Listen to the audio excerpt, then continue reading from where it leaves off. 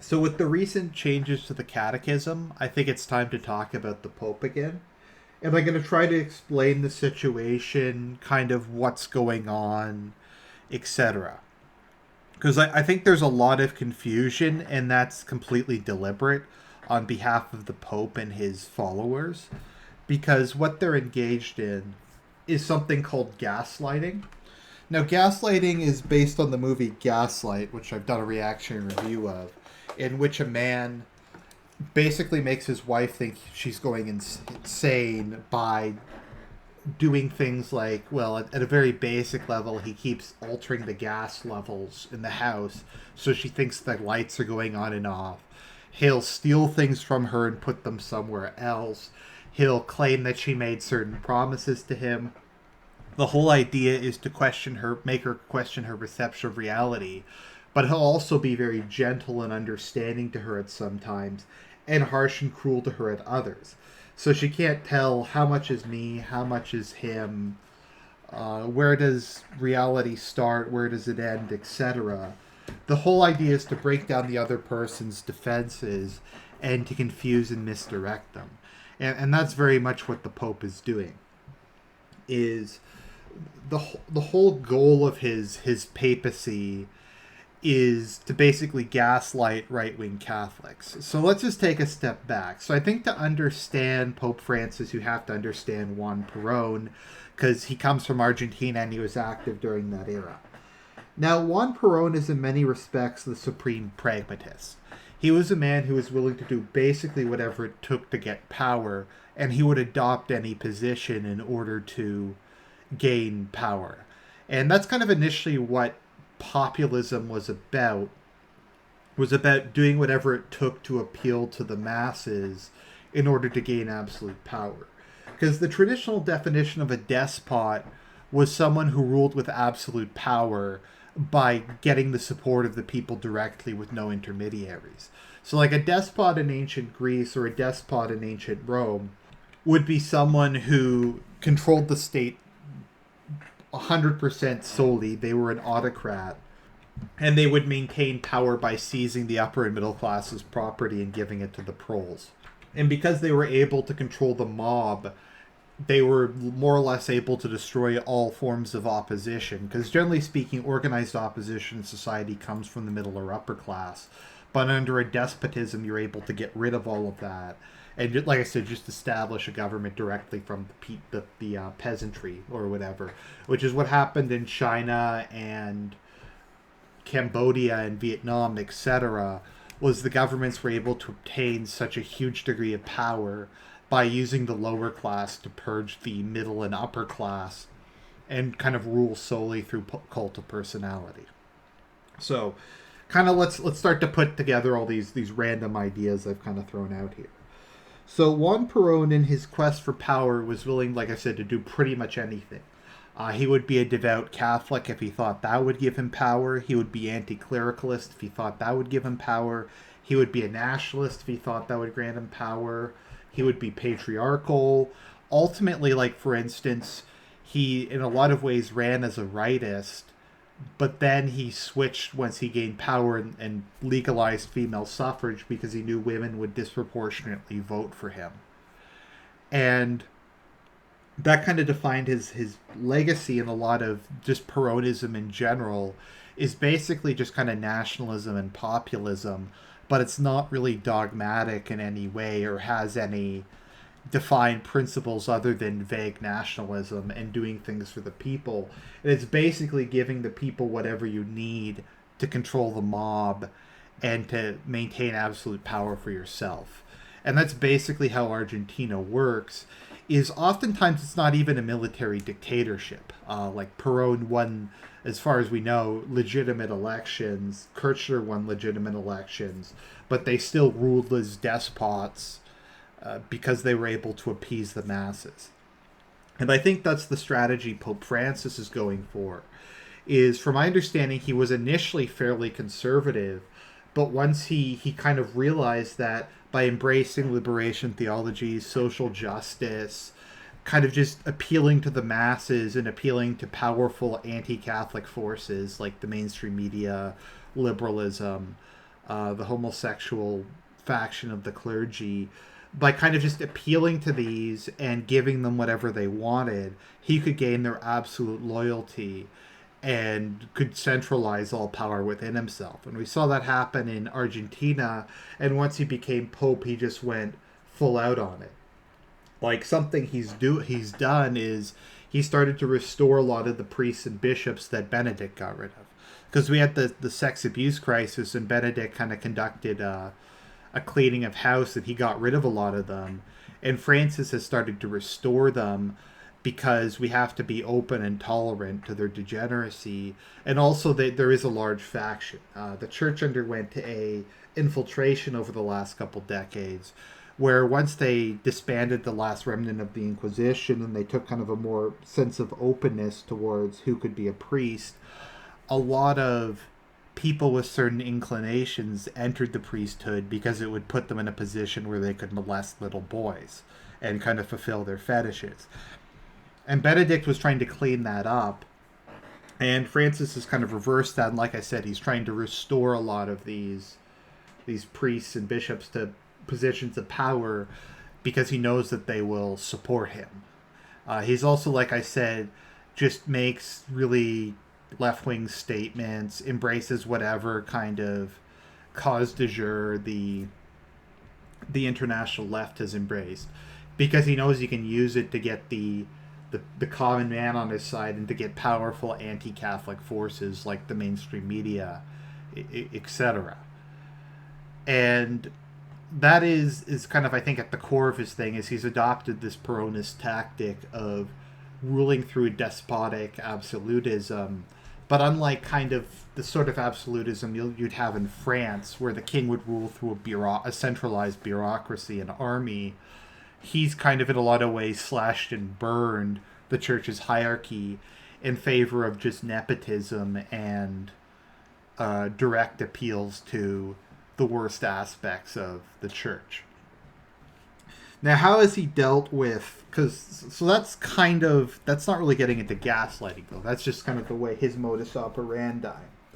So how his gaslighting works is his actions, I think, are deliberately calculated to confuse and to disorganize the Catholic right.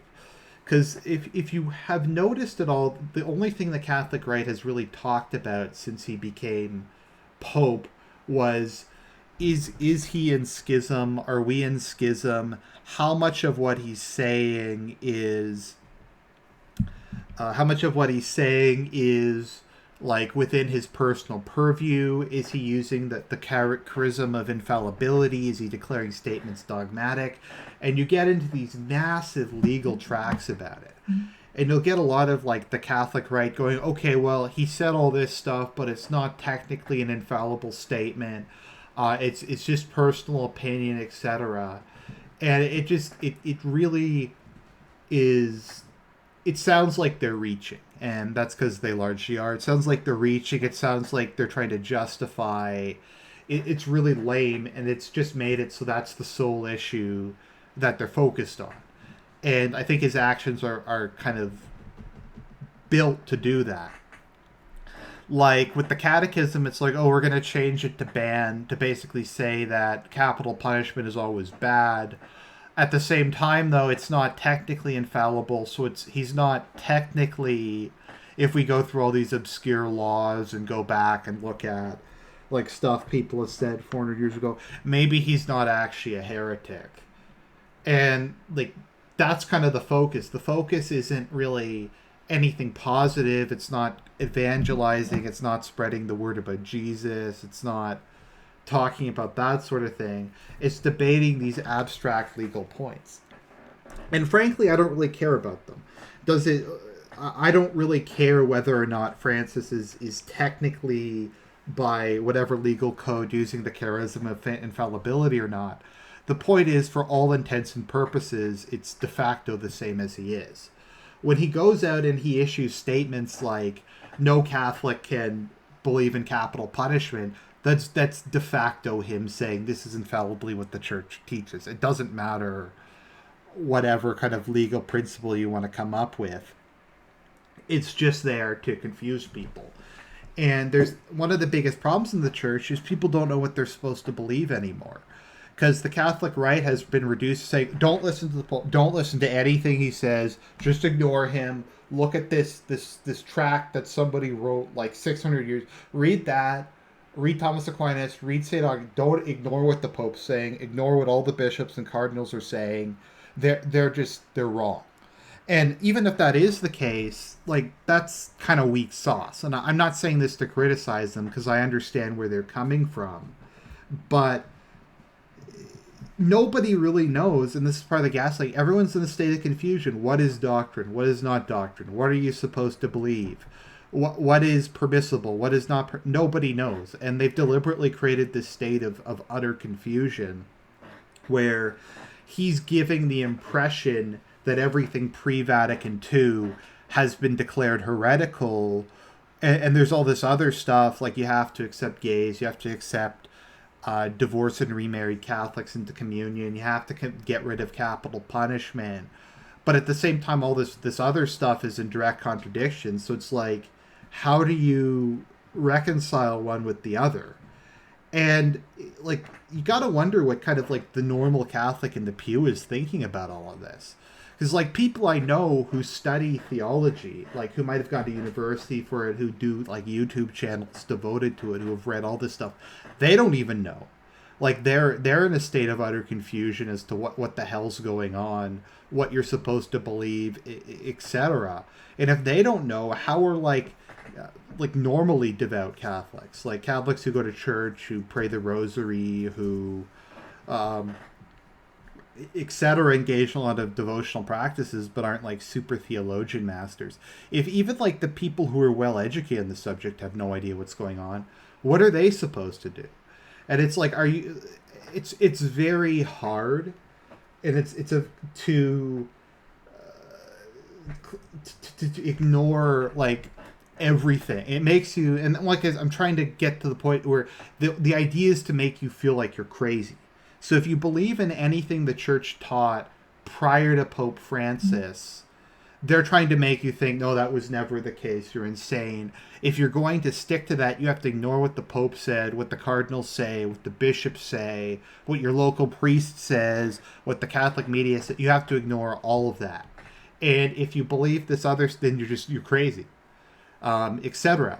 And like I said, people who believe anything the church taught prior to Pope, not even prior to Vatican II, but prior to Pope Francis, you're crazy. It's down the memory hole. It doesn't exist.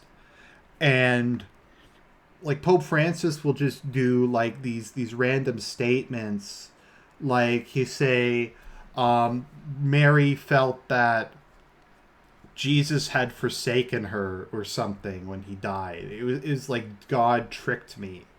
And it was like, what was the other one? Jesus pretended to be angry. He'll just come up with these off the cuff statements that make no sense. And he'll basically bait the Catholic right into saying, well, what he said was really bad, but it's not technically and they'll have to like try to bend themselves into pretzels. Like I think one time he said something about, women can be cardinals, and the Catholic center right was like, okay, that's not technically heretical, and they went through this really long justification of it. And it's confounding, it's bamboozling, and like it's in no way, shape, or form the fault of the laity to have no idea what's going on. It's no way, shape, or form their fault for being confused. Like a lot of people will just leave the church, and it's almost impossible to evangelize, because like, what are you evangelizing? Like, what is the, like, because you try to explain to people, okay, this is what Catholicism teaches. They're like, well, that's not what the Pope said. That's not what the Catholic media said. That's not what mainstream Catholic scholars are saying. Who are you supposed to believe? And as for the Pope himself, there's always the question, is he a manifest heretic? And I believe he is. I think regardless of whatever legal wrangling you want to do, he has made numerous statements that are heretical. at least by their implication. If he didn't directly say, I'm exercising the charism of infallibility, it's irrelevant, because he's deliberately giving the impression that he is. He's deliberately giving the impression that if you want to be a Catholic in good standing, you have to believe his nonsense. You have to accept the refugee crisis, you have to accept divorce, you have to accept homosexuality, you have to accept all these things if you want to be a Catholic in good standing. So yes, I do believe he is a manifest heretic. As for whether or not he's actually Pope, I hold to the position of sedeprivationism, that his election was valid, but he's not fully Pope because he's in schism for being a manifest heretic. And if he was to repent and to become Orthodox again, that he would actually become Pope. And it's a mess, and it's a lot of people are leaving. You can't evangelize people. He is by far the worst Pope in history. There's been popes who are worse in terms of, I guess, their personal conduct, like Rodrigo Borgia, a lot of the other ones. There's been popes who have like killed people. There's a pope who sold the papacy, but that's just like personal conduct, and personal conduct isn't as bad as deliberately trying to destroy the church. So we're just going to have to endure an increasingly power-hungry, despotic man trying to seize more and more personal power by just doing whatever he thinks will get him the most short-term gain from the public. And the situation is an unmitigated disaster and only gets worse by the day. And I don't know how long he's going to live. I think the Catholic Church is in danger of having major schisms, of basically kind of imploding.